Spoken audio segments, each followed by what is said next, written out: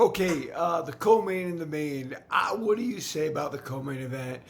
I felt very sorry for Kevin Holland. On the other hand, I don't know that I would have continued fighting, given that 5 minutes. Something I did not know, though, when he tried to stop after that 5 minutes, was it Mike Mergliotta said to him, it was an accidental blow, so if you can't continue to fight, you're disqualified. I would have thought, and I know this is true in boxing, the option is there for a no contest, they call it.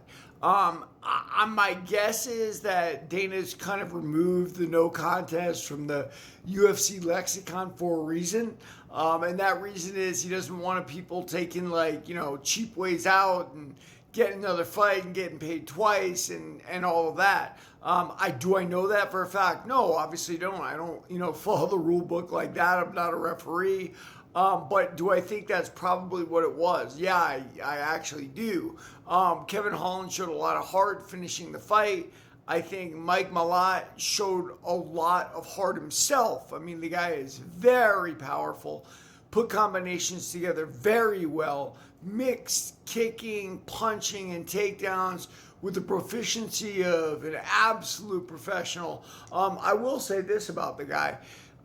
He doesn't seem to have extreme athletic movement the way Kevin Holland does, for instance. But it doesn't matter. He doesn't need it with how powerful he is, how sharp he is in all three of those areas, punching, kicking, and takedowns. So, well done. I don't know what to say.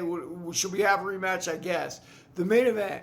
First of all, let's say this. I've known for a long time Brendan Allen was a savage.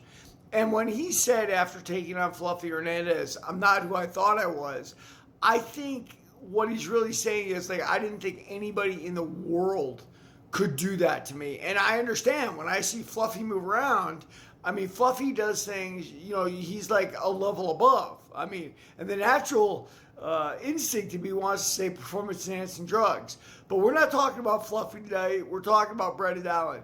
That Brendan Allen, that was the Fluffy before the Fluffy, if you will, came out. But he came out in an interesting way. And the more you learn about fighting, the more you learn this. You don't always get to win conventionally. René Ritter is a huge guy, right? Great grappling. So Brendan Allen had to take his time. He had to take his time until that huge man was tired. Because one thing about huge men is they will get tired. That's why flyweights are all action, right? So the bigger you are, whatever weight class you're in, you're going to have a hard time when you get into deep water. Well, Brendan Allen gave up his back multiple times, took René Ritter into deep water, survived, turned it around, ground and pounded him out, and won that fight. And give it to him, man. That's beautiful. Now, I don't think he's next. Imavov beat him, and Imavov should have beaten him. Fluffy Hernandez would be before that. Maybe we run back Brandon versus Fluffy, or maybe that's not even worth it. I mean, Fluffy is such an animal, but so's Hazmat, right? So I'd like to see Hazmat versus Imavov. I'd like to see Hazmat versus Fluffy, and I'd like to see Hazmat versus Brendan Allen. There it is. Everybody, watch and follow for more on the Fight Game.